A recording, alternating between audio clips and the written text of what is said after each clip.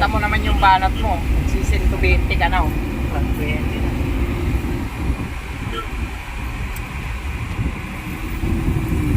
Para ka na nagkikipag-karera niya sa Okay tuloy na. Ano sir? Bago na to. Ibigay yung Walang kabi. 2 hours later.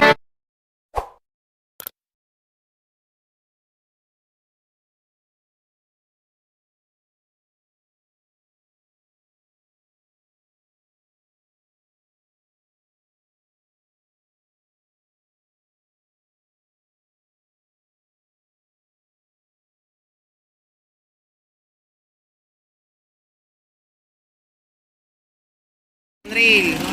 Oo, hindi nadadrop yun. Anyway. Dapat mo lang itingnan. Oo. Dapat nag-cancel ko to. Sabi ka, dito ko lang ako cancel pag ano. Oo. Kasi So, baka ako magtakbo yun. Baka yun eh. Tingnan naman. good morning, sir from Caloocan. Hoy! Ano name mo, sir? Del Mundo. Del Mundo. Low power, hard PMS. So, makikita natin kung anong parang mamamatay yung makina, oh. Parang naman siya. So, lagyan mo. RPM!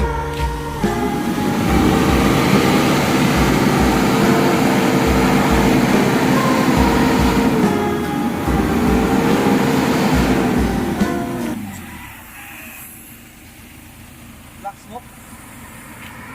So, may problema kami ditong hindi siya makakonect. Hindi makakonect yung ating scanner sa kanyang ECM or Electronic Communication Module. This is Isuzu Trooper Bighorn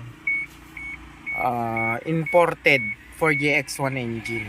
So, kung mapapansin nyo, hindi big yung interior. So, pero mukhang sariwa naman ito. Anyway, hindi siya makahatak, black smoke, abnormal, shifting abnormal. Ayusin natin to. So, nakakonect na kami. So, makikita na namin yung diferensya. Makakapag-interpret na. This drive, mausok talaga yan. Patingin ako.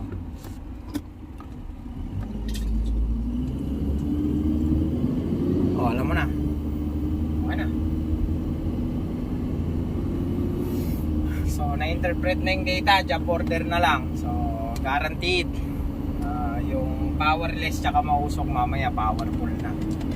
Hindi totoo yan.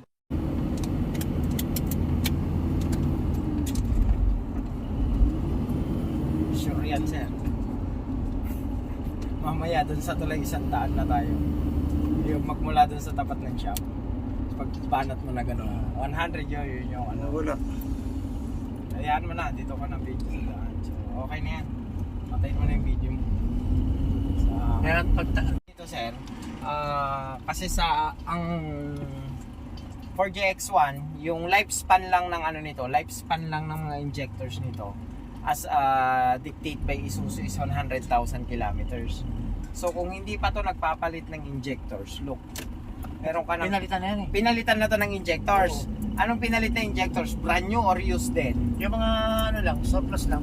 Pag surplus kasi, sir, tumakbo na rin yung mga yon. Yung pag surplus, ibig sabihin na may range na yon, may mileage na rin yon bago binenta. So bukod sa unprogram na yung injectors nyo, unprogram sa ECM, well, baka inabot nyo na rin yung time na yung expiration. Ang solution kasi dyan, pag sa Isuzu yan, ang solution dyan is replacement. Sa amin naman, mas gumawa kami ng mas alternative kaysa sa replacement, which is we call it injector rehab. Yung rehabilitation ng injector, same din yung nagiging performance niya doon sa brand new na injectors. So, mas budget wisely.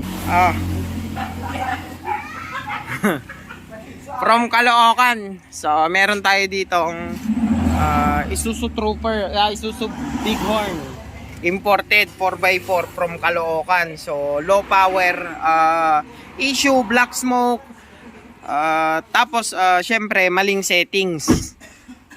Hindi nag-work yung sensors na magre-read sa turbo. May improvement. Naglagay ng Catch can. Ito yung mga improvement. Ito yung mga maling procedure or maling improvement sa ating Isuzu Trooper 4GX1 engine. Ulitin ko yung oil mist dito sa breather, kailangan yan ng turbo para malubricate yung impeller. Ngayon, pag nilagyan mo ng catch can, kinondem mo yung oil na dapat mag-lubricate doon sa impeller. So, mas mapapaiksi yung buhay ng turbo sa ganitong klase ng improvement. Well, disregard to sa amin kasi hindi to tama. Sa amin Then, look, yung EGR condemn. So, madaming kailangang i-settings para makuha natin yung tamang performance. So, dito sa ITR, it takes up to 3 to 4 hours. Time check. Anong oras na? Alas 9. Alas 9 ng tanghali kasi ayun pa lang yung araw. Ayan yung araw. It's 9 AM. So, eventually, after lunch, tapos na to. Sige, simulan na yan. Unahin yung map sensor. Tanda na, mga manyakis sa ITR. Number 1, buyong. Number 2, anything. Puta, puro manyakis lahat yan. Alright. Look. 200 plus 1,000 kilometers. Subject for intake manifold cleaning. Buti dito sumakto yan. So, ang gagawin namin, hindi na cleaning, palit manifold na. Kasi merong parts dito na nasira na yung thread para mabalik namin sa standard. Ang procedure, palit manifold. Swap, hindi na cleaning, swap manifold na yan. Alright. Sinul ganito mga minyasunol mo.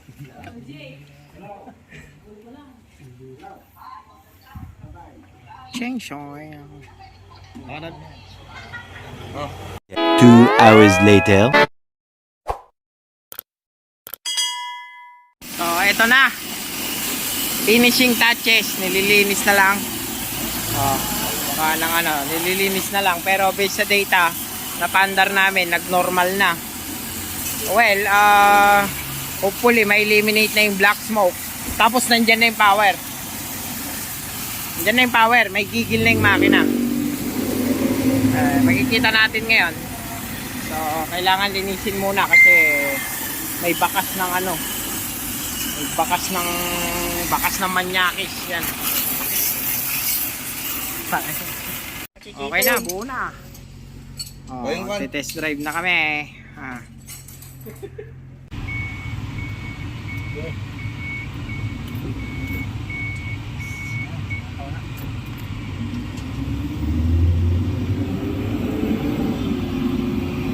Sandaan tayo dun sa may tulay. 80. Lalampas lang siguro ng konti. Yan sandaan. Grabe yung power, di ba? Yan yung performance ng DX1. Yes, shifting niya pala na delay laging delay. Kundi sa makina. Kundi sa makina yan, hindi yan transmission. Ayun ang pinabababa sa akin transmission niya na. Sabi ko nga, nanitrate ko, tayo makakapunta sa mekaniko. Ayun, umaakyat tayo, sentages tayo, umaakyat tayo. Dati nakakatog na yan. Pagka pinilit ko ng 110, ganyan na siya. Parang hirap na hirap. Yan ang power ng DX1. Pag napantay-pantay lahat natin ng bigay ng injector, pag bumigay lahat yan na pantay-pantay, yan nakipag-synchronize ang lahat, yan talaga yung magiging performance. Sa bagyo parang wala lang pa. Walang makakahabol sa atin sa bagyo. Wala akong matandaan.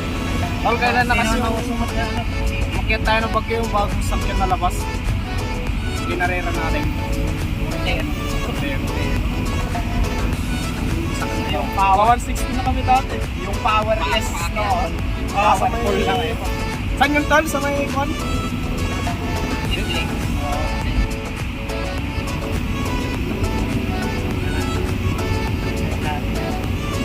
Ganito dati malaki. Nakakaabot yun ang yan, ang 40 yan dati. Ganito dati malaki. Ngayon, nakaabot na siya. Balik ka ng kaibigan. Pero ilagay pa rin natin mamaya. Madami pa ako nakakabili niya, wala akong nabili ng ginawa namin. May iba binibili sa akin. Sana kasi kung tayo mag-content ba? Turbo. Naka-90 ka. Yung mga turbo kung kakanan. Hindi, wala pa yung drive. Yan po. Ano yan? Ano ba yan? Ano ba yan? Ba't nagagalit makina doon? Ano yan? Nagda-downshift yan, overdrive yan. Yan po. Nagpa-function na yung turbo natin, nag-install ka lang natin ang putak. Kaakyat na yan ha. Kahit walang buwelo-buwelo yan, makukuha natin. Kaakyat yan. Dito.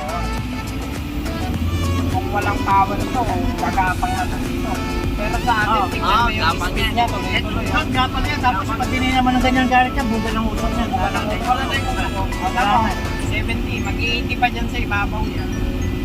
Ayan na. Ito, downshift to. Downshift to, mag-overdrive yan. Ang gamit nito, ayan, parang yan, nakapultira ko, puting ko. Oo, magda-downshift siya. Doon siya gagamitin. Hindi mo kahit kung mo nang gamitin yan sa power nito. Sir, ano mo nga, i-compare mo ngayon. Compare mo ngayon yung performance sa makina. Sa kanila. Yan, normal sa diesel yan. May konting usok pa rin. Compare mo ngayon yung power. Kung kamusta naman na yung power. Bakit talaga yung makina. Pangbakbakan na ngayon yan.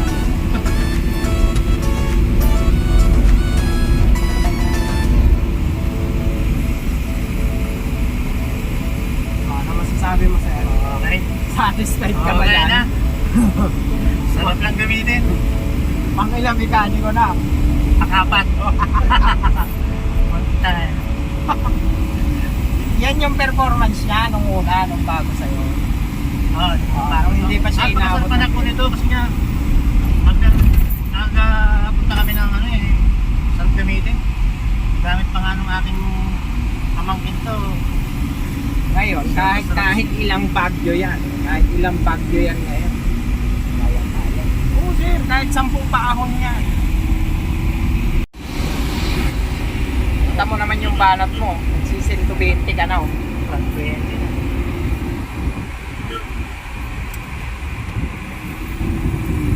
Para ka na nagkikipag-karera niya sa Okay tuloy na. na. Ano sir?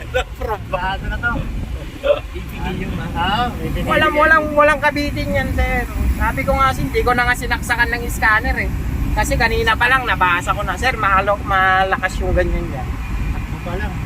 Yan, tatalon tayo dito yan. Ayan.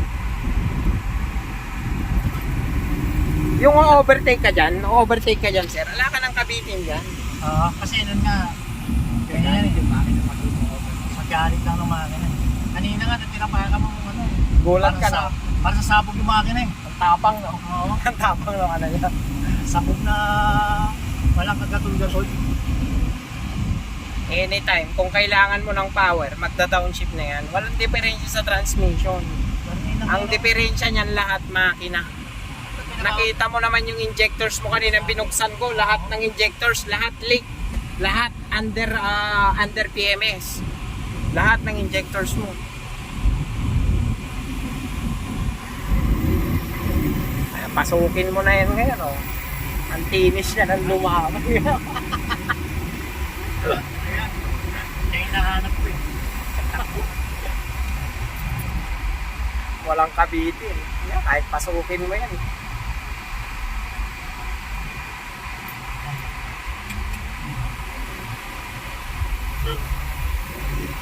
Sakal yung ano mo sir kasi marumi na. Pero ikabit pa rin natin. Nakabit pa din natin yung inject. Ay ano, air cleaner. So, kita nyo naman yung mausok kanina na underpower. Underpower, kumalos kuminyod-kinyod yung makina. Nasa flooring ka. Alright, finishing. Abangan ni Sir Del Mundo sa YouTube, sir. Alright! Enjoy your ride, sir. Balik na lang. Sino gusto magpa-shoutout? Maraming views to. Ingat, sir, ha? Okay.